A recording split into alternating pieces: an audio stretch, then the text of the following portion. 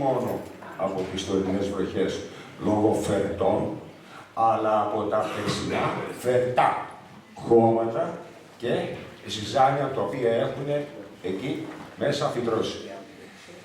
Σε έτοιμά μου τηλεφωνικό προς τιμή του Αντιδημάρχου, δεν έχω λόγους άλλωστε να το κλείσω στον κύριο Τσούλο, απευθυνόμενος, ανταποκρίθηκε άμεσα στην αντιμετώπιση του προβλήματος και έδωσε λύση άμεση. Ένα άλλο θέμα είναι η επικινδυνότητα που αναφέρθηκε από συναδέλφους σας. Είναι τα ηλεκτροφόρα καλώδια δημοτικού φωτισμού που δυστυχώς πέριξ του σχολείου της Κάτω Κηφισιάς και λυπάμαι ειλικρινά, διότι παρέα γονέων και δαιμόνων ανοίγουν πηγαδάκια. Τι μπορεί να κουβεντιάσουν, αυτό δεν με ενδιαφέρει ούτε με απασχολεί, αλλά δεν έβλεπαν τα γυμνά καλώδια στους πυλώνες, τους δημοτικούς, που ήταν επικίνδυνοι.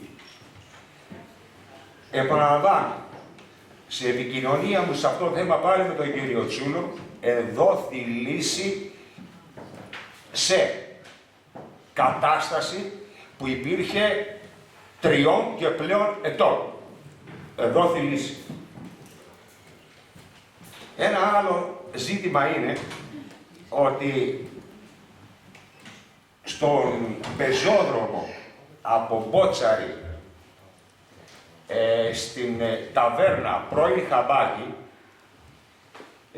έγινε από την ΕΙΔΑΠ οριοθέτηση, χτύπημα σημείων υψομετρικά, οριοθέτηση του ρεύματος με του αγωγού για κατασκευή ακαθάρτου, το οποίο θα εξυπηρετήσει κάποιες μεζονέτες. Αυτά τα έργα γίνονται από τον Δήμο. Το έργο που θα γίνει για να εξυπηρετήσει τις μεζονέτες θα είναι χρηματοδότηση του Δήμου, είναι έτοιμα κάποιου ιδιοκτήτη για την κατασκευή του αγωγού. Ένα άλλο ζήτημα που μιλάμε για τη συλλογή, μου είπατε, κύριε Δήμαρχε, συγγνώμη, σε μία λιγόλεπτη συνάντηση που είχαμε, αλλά είναι εκτός Αθηνών και με ένα ραντεβού το οποίο δεν πραγματοποιήθηκε, ότι η συλλογή εναπόκειται των κλαδιών κλπ. Όλων αυτών θα μπορούσε να χρησιμοποιηθεί και με θέσεις εργασίας, να γίνει μια κομποστοποίηση. Κομποστοποίηση και όχι να τα πετάμε. Ανακύκλωση και να επιστρέφει ως σάκους στους ανθρώπους οι οποίοι ήδη τα πετάμε, αλλά και τα θέλουν και ως λίπασμα. Κομποστοποίηση αυτό το σκοπό έχει. Λίπασμα. Όπως το κάνω εγώ στον κήπο. Και δεν χρειάζεται καμία μελέτη ή τίποτα. Απλά 2-3 μηχανήματα και θέσεις εργασίας και ανακύκλωση κάνουμε και δεν δημιουργούμε μια αναστάτωση. Θα ήθελα να δείξω τα έργα της περιφέρειας του σχολείου στην Όθωνος για την επικινδυνότητα, τα οποία... Την υπομονή σας για μισό λεπτό. Ευχαριστώ πάρα πολύ. Τα έργα της περιφέρειας, τα οποία είναι στην Όθωνο στο σχολείο, για την επικινδυνότητα, αλλά και για την διακοπή του φωτισμού, που είναι στην Κοκκινάκη, από βλάβη της περιφέρειας.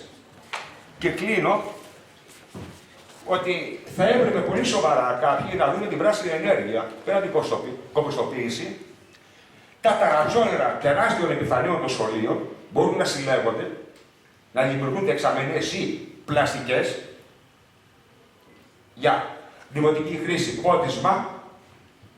Θα μπορούσαν να βρουν ηλιακοί συλλέκτες, τεράστιες επιφάνειες, και θα ήθελα, τελειώντας και πρόεδρε, μπορώ το σεβασμό τον χρόνο που μου μπορείτε, ότι οι δωρεές χώρων, σπιτιών του Γκριμπογιάννη στην Κοκκινάκη, οι οποίες είναι ανεκμετάλλευτες, πληρώνει έμφυα ο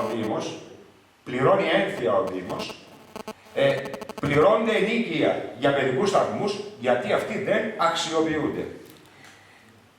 Μία πρόταση άλλη που κάνω είναι θέμα και πολιτικής προστασίας, ότι θα μπορούσε να υπήρχε μία ομάδα σε έντονα καιρικά φαινόμενα, να είναι αυτή η ομάδα έτοιμη να καταγράφει τα προβλήματα που δημιουργούνται από τα καιρικά φαινόμενα.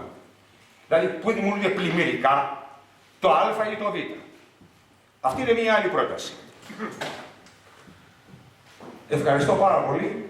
Δεν έχω κάτι άλλο για την υπομονή σας και για την ευκαιρία που μου δώσετε να απευθυνθώ στο Συμβούλιο. Ευχαριστώ πολύ. Ευχαριστώ κύριε Πρόεδρε.